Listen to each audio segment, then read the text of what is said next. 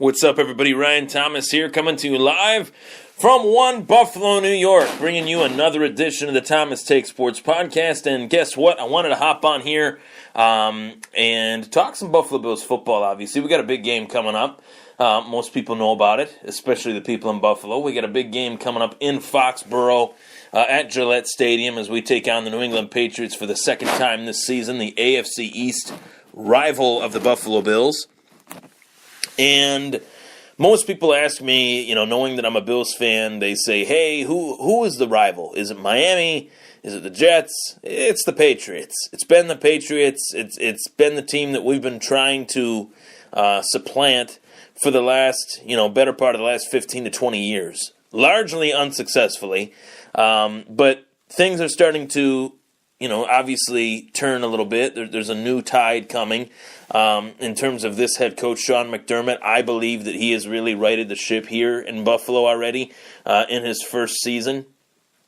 Depending on which direction they go in for the draft and things of that nature, it could go one of two. It could go a multitude of ways, but let's just say the Bills draft a quarterback. Oftentimes, what I let people know when they talk about taking a quarterback, if you look back in the history of the NFL, with the exception of guys like Dak Prescott, with the exception of guys like Big Ben Roethlisberger, and guys like Russell Wilson, maybe even throw him in there, the case of a rookie quarterback coming in and leading a team to a playoff appearance is very, very, very slim to none.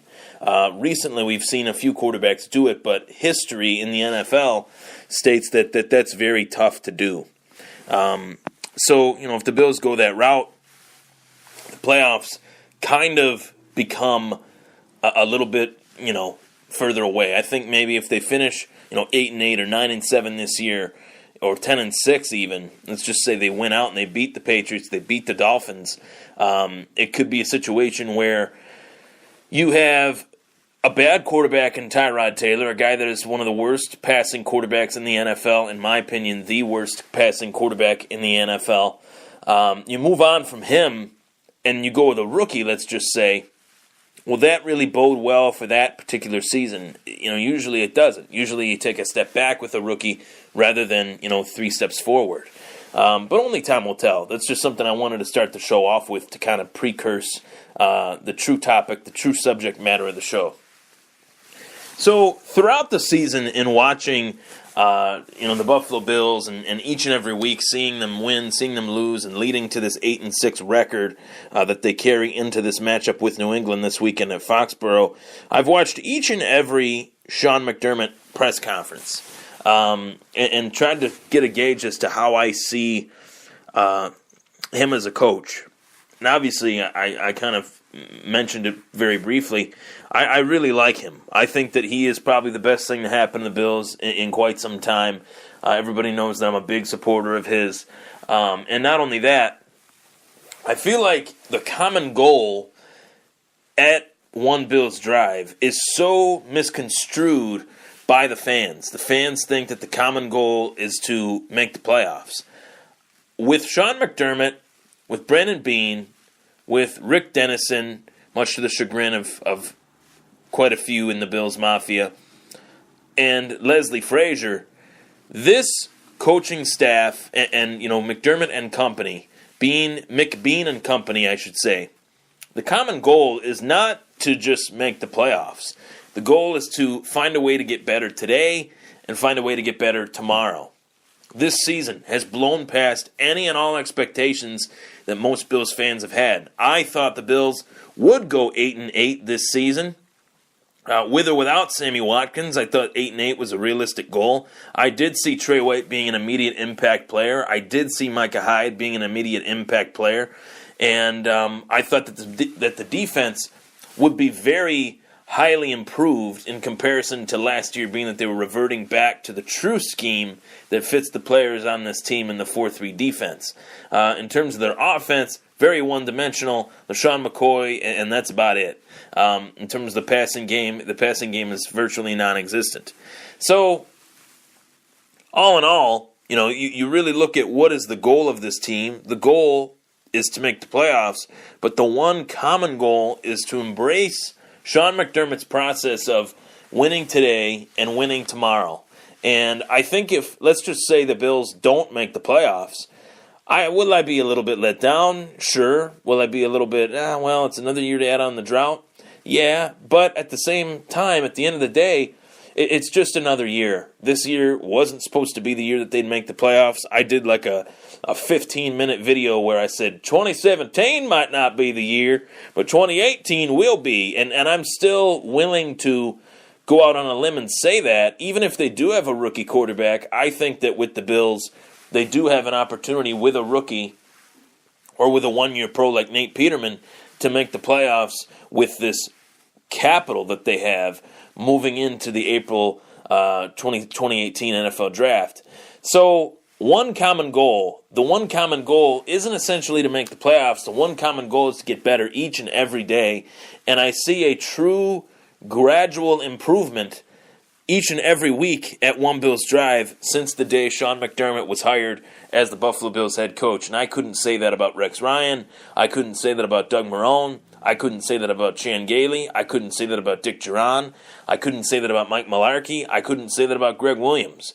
So going all the way back to Wade Phillips, who is probably one of the more underrated NFL head coaches of all time, when you really look at what he accomplished and what he was kind of the way he was kind of shunned as an NFL head coach here in Buffalo, Sean McDermott is the best that we've had in quite some time. So I really think that this is a huge opportunity for the Bills to really show what they're made of to the Patriots one last time this season with this new coaching staff that is highly respected amongst the peers throughout the NFL. Bill Belichick stating that Sean McDermott has done a wonderful job with the Buffalo Bills. And make no mistake about it, you come in your first year, let's just say hypothetically they do make the playoffs. You come in your first year as an NFL head coach. You've been in the NFL for 2.5 decades as an assistant and D coordinator and blah, blah, blah. You come into a situation where you know that the quarterback is not the guy.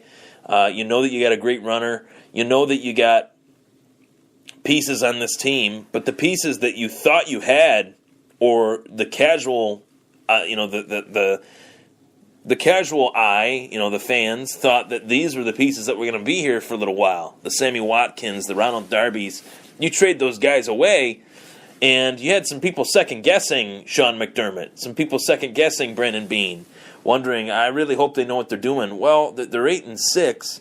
You can chalk it up any which way you want, how they won those games, but they're 8-6. That's their record.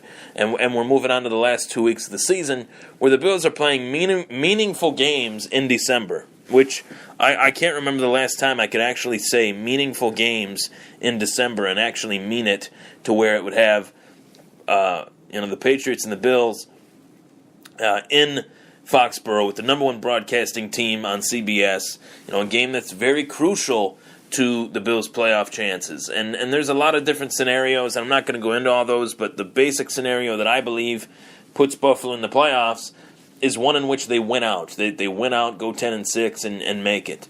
That's the best case scenario. So one common goal, you see playoffs, you see defend our dirt, you see all these mantras that the Buffalo Bills have that while they make sense and while it's fair to say that, the common goal is to get better each and every day, and the Bills players have embraced that. So if anyone out there has any doubts about Sean McDermott, I don't think you should. I really think you should take a look back. And has there been moments where he made some questionable calls? I was a huge critic of the 4th and 1 call that he made where he punted the ball against the Colts.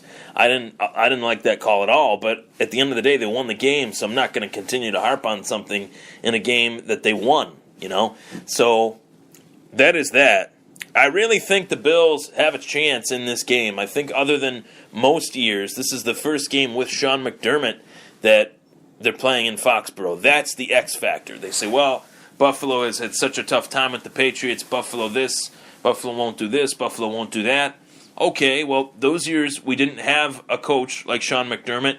We didn't have players like Trey White. We didn't have players like Micah Hyde.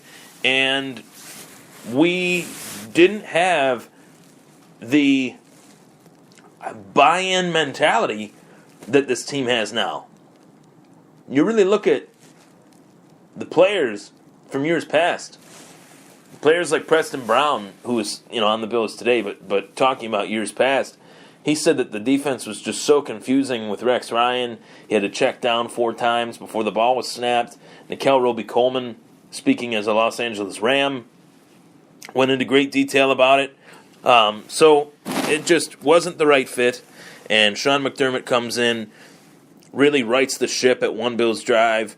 And I think now more than ever they have a chance to beat the Patriots in the Patriots' backyard, being that Sean is the head coach. I really like his attitude towards the game, his preparation, the way he speaks. The one common goal is not just to make the playoffs, but it is to completely blow past any and all expectations this year and beyond. So I'm Ryan Thomas. That was the Thomas Take. Take care, everybody.